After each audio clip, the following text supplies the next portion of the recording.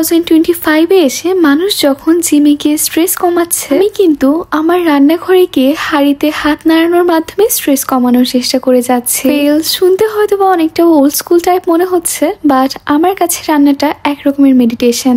Truly cooking works just like a therapy to me. আমার যেদিন খুব বেশি মন খারাপ থাকে সেদিন আমি চুপচাপ রান্না করতে চলে যাই। এই যে যেমন আজকেই ধরো আমি তোমাদের সঙ্গে আমার গত ব্লগেও শেয়ার করেছিলাম বেশ কিছুদিন ধরে আমার কিছু কারণে মনটা ভালোই লাগছে না, এই জন্য আজকে অন্য কোনো কিছু না ভেবেই রান্না করতে চলে এসেছি।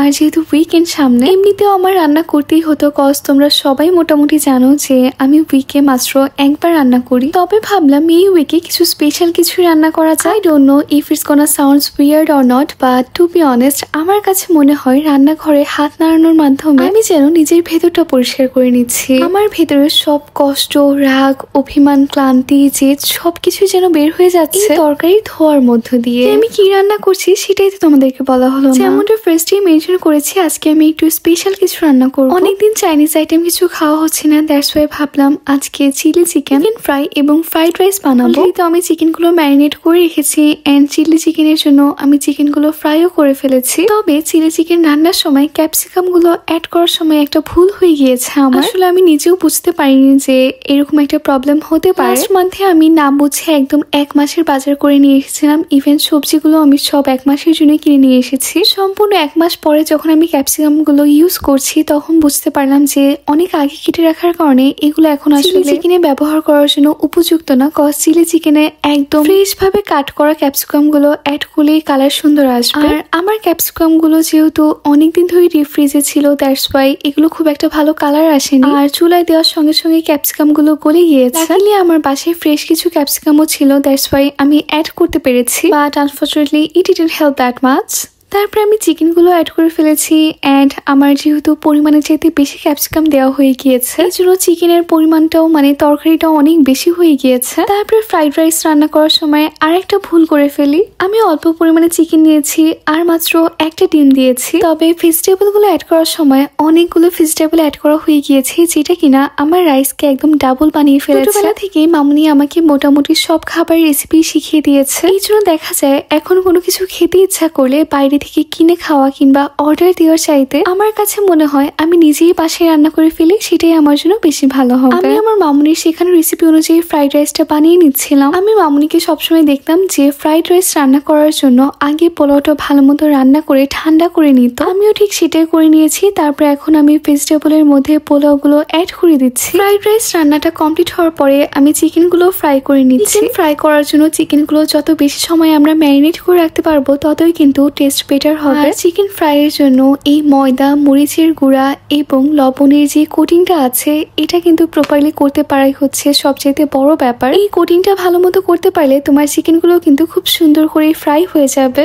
আই মিন চিকেনের ক্রিসপিনেসটা একদম পারফেক্ট থাকবে। আর ফ্রাই করার জন্য চিকেন গুলো কোটিং করাটা কিন্তু আমি আমার বাবার কাছ থেকে শিখেছি। যদিও রান্না করতে অনেক প্রিপারেশন লাগে, কাটাকুটি থেকে শুরু করে সবকিছু যেহেতু আমাকে নিজেকেই করতে হচ্ছে এখানে, তবে যখন রান্না শেষ হওয়ার পরে দেখি যে এই খাবারটা আমি নিজে হাতে রান্না করেছি, সত্যি আসলে অনেক বেশি প্রাউড ফিল হয়। আলহামদুলিল্লাহ। এই জন্য আমি আমার মামুনির প্রতি অনেক বেশি গ্রেটফুল। আলহামদুলিল্লাহ, মামুনি আমাকে ছোটবেলা থেকে সবকিছু শিখিয়েছে।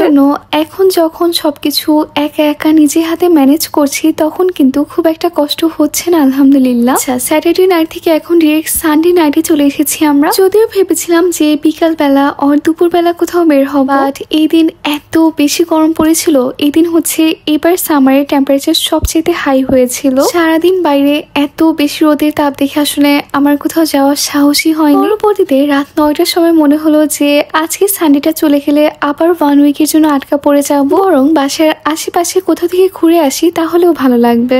আর যেমন ভাবনা তেমনই কাজ, আমরা চলে এসেছি ডাউন টাউনের নাথান ফিলিপস অর নাথান স্কোয়ারে। এই প্লেসটা আমি বিভিন্ন ছবিতে, ভিডিওতে, ব্লগে এন্ড রিলসে কত জায়গায় দেখেছি। আমার ইচ্ছা ছিল আমি কানাডাতে আসার পরে ফার্স্টই হচ্ছে এই জায়গাটাতে ঘুরতে আসবো। তবে বিভিন্ন রকমের ব্যস্ততার কারণে আমার টরন্টোতে আসার 2 মাস পরে আমি এখন ডাউন টাউনে এসেছি। ডাউন টাউনে 1 মাস আগে আসা হয়েছে, বাট নাথান ফিলিপসে আজকে আমার প্রথমবারের মতো আসা হলো। খুব বেশি আগের কথা না, গত বছরের এই সময়টাতে আমি এমনই একটা দিনের স্বপ্ন দেখেছিলাম, আর আলহামদুলিল্লাহ আল্লাহ রাব্বুল আলামিন আমার স্বপ্নটা পূরণ করেছে। আসলে চোখের সামনে নিজের স্বপ্নগুলো পূরণ হওয়া দেখতে পারা, এটা সত্যি অনেক ভাগ্যের ব্যাপার। আল্লাহর কাছে কৃতজ্ঞতা প্রকাশ করে শেষ করতে পারবো না। আল্লাহ রাব্বুল আলামিন আমার প্রত্যেকটা স্বপ্ন পূরণ করেছেন। যদিও তোমাদের কারো কাছে হয়তোবা এই ব্যাপারগুলো খুব সামান্য বলে মনে হতে পারে, তবে হয়তোবা যেহেতু আমি আল্লাহর কাছে অনেক চাওয়ার বিনিময়ে পেয়েছি, এই জন্য আমার কাছে সবকিছু খুব স্পেশাল বলে মনে হয়।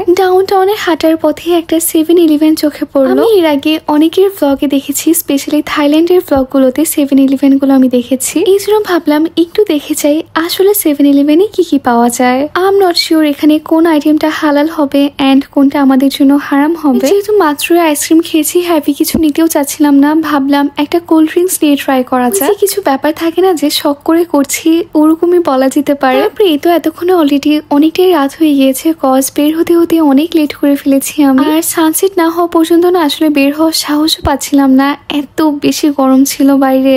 এই যে দেখো অনেক দূর থেকে আমি সিএন টাওয়ারটা দেখতে পাচ্ছিলাম, বাট সিএন টাওয়ারের ওইদিকে আজকে আর যাওয়া হচ্ছে না, কজ এখন আমাকে বাসায় যেতে হবে। আর ব্যাগটা যে কেন ওখানে ফেলে রেখেছিলাম আমি নিজেও জানি না, but yeah things are safe here. So এই ছিল আমার আজকের ব্লগ। তোমাদের কাছে আমার আজকের উইকেন্ড ব্লগটা কেমন লেগেছে আমাকে কমেন্ট করে জানিও। ইনশাআল্লাহ হোপফুলি তোমাদের সঙ্গে খুব শীঘ্রই দেখা হবে আমার নতুন কোনো ব্লগে। Till then take care, bye by.